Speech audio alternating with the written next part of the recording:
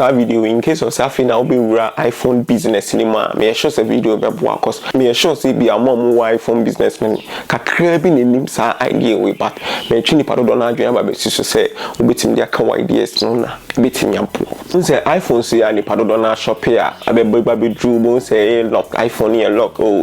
lock ne bo no form cause say the factory unlock ne bo no so chain lock no but ya ta say nti dey bi me wa na madam fu bi ka sha me say ke madam fu bi kita iPhone 14 Pro Max lock sort on cheap price iPhone 14 Pro Max lock name say iPhone 14 Pro Max na the US na and kwa na isem wontimi mfa physical sim ye de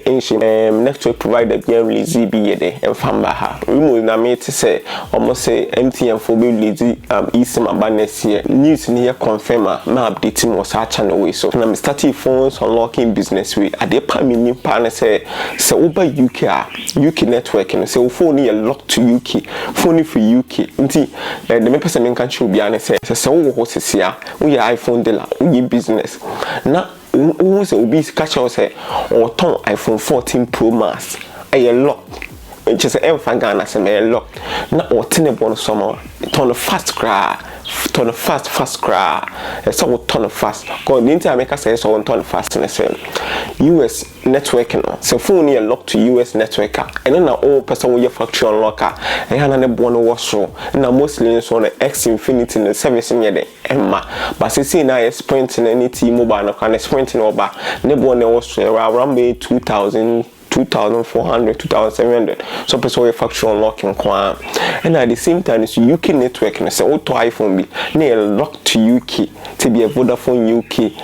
Orange, EE. Lock to sa UK network na. And no person we factory unlocking na. Ebe cost it be a 200 cities, 300 cities, 400 cities for iPhone 14 Pro Max. No. Enti so wo na uko share so be ton iPhone 14 Pro Max. Ne lock phones no mostly are the US and na ne bon was person unlock and ne bon was na types to no service ni available inti sasimi na person kan show you nipa bia we iPhone business many better see be aboges ne omo ho no e bi obi ba no ton iPhone na na lock to cry UK network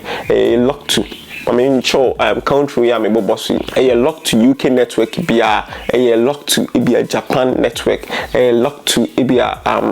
UK network, Japan network.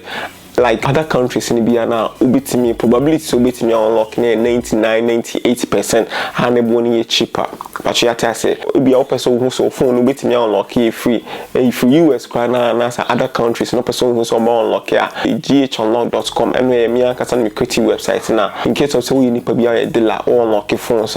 maybe I'll chat you more definitely no get on no because so be how be fast wide mama discount to phones now unlock because we use website no unlock ni be or like unlocking process now processing now data like so guy will unlock phone to guy we reseller the mostly no most of war mama discount me so more top up account me the amount it is asking me na person can show me jide say video we video we me jide say definitely no okay and okay guy no okay and me money so I dey akọ na business bi a we bi a be boa mo akọ anim follow techintwi on Facebook YouTube subscribe to channel no but the videos be bro the videos here we gonna happy how ya dey bia unim ade na we